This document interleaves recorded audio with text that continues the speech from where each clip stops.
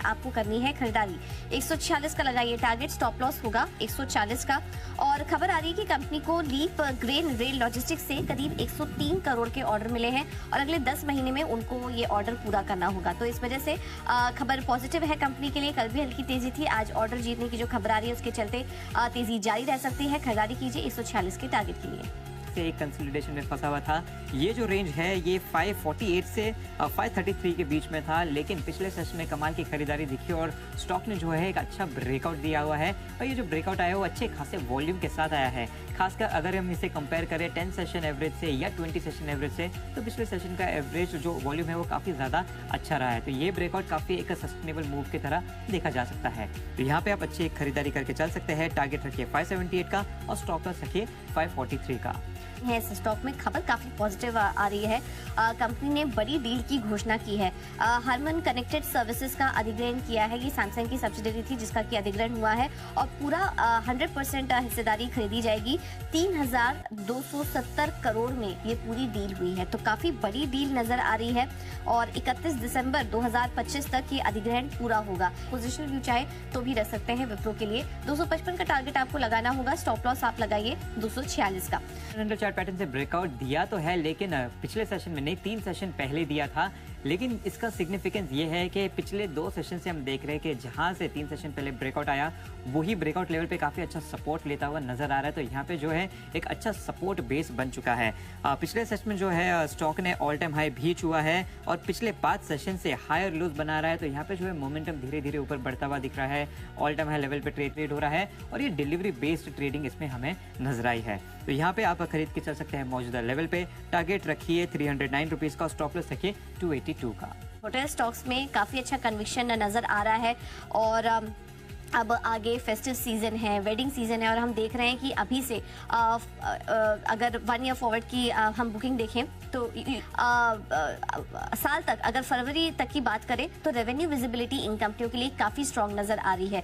तो festive season है और इसके अलावा वेडिंग सीजन की शुरुआत होगी तो उसका काफ़ी अच्छा यहाँ पर कॉन्ट्रीब्यूशन नज़र आएगा। और होटल कंपनियों ने सेकेंड हाफ के लिए जो गाइडेंस है वो भी काफ़ी मजबूत दी है। इनफैक्ट अगर जून में हम देखें तो खराब वेदर और एविएशन डिस्ट्रप्शन भी देखने को मिला, लेकिन उसके बावजूद भी प्राइसिंग जो है इन कंपनियों के वो काफ़ी स्टेबल रहे हैं। अहम शहरों में भी स्ट्रॉन्ग प्राइसिंग और मई की डिमांड से भी थोड़ा सहारा इस बार नजर आया है और आगे के लिए तो विजिबिलिटी काफी अच्छी नजर आ ही रही है। तो उसके चलते होटल स्पेस पर आप नजर रख सकते हैं और कन्विक्शन इस वक्त नजर आ रहा है लेमन ट्री होटल्स पर। यहाँ पर आप खरीदारी कीजिए। अगले 3 महीने के लिए आपको टारगेट देख रहे हैं 185 के जैन को चुना है और यहाँ पे खबर आती हुई दिख रही है कंपनी की जो बोर्ड है उसने एमओयू अप्रूव कर दिया एक यूके बेस्ड फर्म के लिए और ये गिफ्ट सिटी में जेवी के लिए अनाउंस हुआ है। और यहाँ पे हम देखें तो जेवी शेयर होल्डिंग देखें तो इंटेलेक्ट की लगभग 50.1% होल्डिंग रहेगी।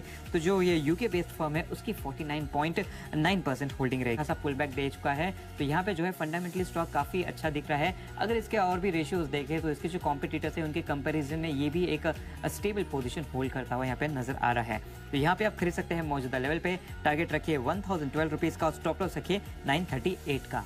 जैसे पूजा ने बताया लेमन ट्री वैसे ही यहाँ पे रीजन बनते हुए दिख रहे हैं। सबसे पहले तो यहाँ पे खबर है कि अहमदाबाद में एक नया होटल खोला है। ये एक छोटी खबर है लेकिन मेनली ओवरऑल ये इंडस्ट्री देखे होटल इंडस्ट्री तो काफी बूम करता हुआ नजर आ रहा है।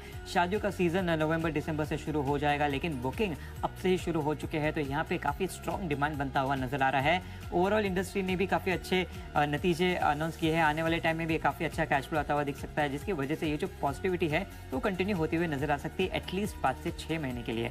तो यहाँ पे जो है रॉयल ऑर्किड काफी अच्छा नजर आता है इन्वेस्टमेंट के लिहाज से। आप खरीद के चल सकते हैं मौजूदा लेवल पे।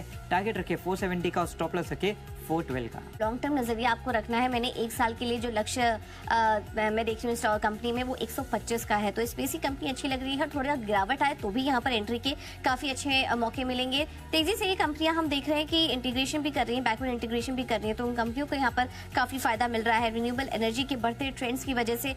तो इस वजह से इन कंपनियों पर रखिए नजर, क्योंकि हम देख रहे हैं कि लागत कम करने के लिए बड़े कॉर्पोरेट्स की तरफ से भी जो मांग है वो काफी अच्छी दिखाई दे रही है, क्योंकि वो भी धीरे धीरे फोकस जो है वो अपना ग्रीन एनर्जी पर कर रहे हैं। तो एनटीपीसी ग्रीन एनर्जी जैसी कंपनियों को आने वाले समय में काफी बड़ा फायदा होगा। तो इसको अपने पोर्टफोलियो में शामिल कीजिए। अगले 1 साल के लिए फिलहाल जो टारगेट्स नजर आ रहे हैं वो 125 का होगा। 40 का स्टॉप लॉस होगा। 16 रुपए प्रति शेयर के दूसरे अंतरिम डिविडेंड का कंपनी ने ऐलान कर दिया है, जिसकी जो रिकॉर्ड डेट है वो 27 अगस्त तय की गई है। तो इस खबर के चलते वेदांता पर भी रखिए नजर।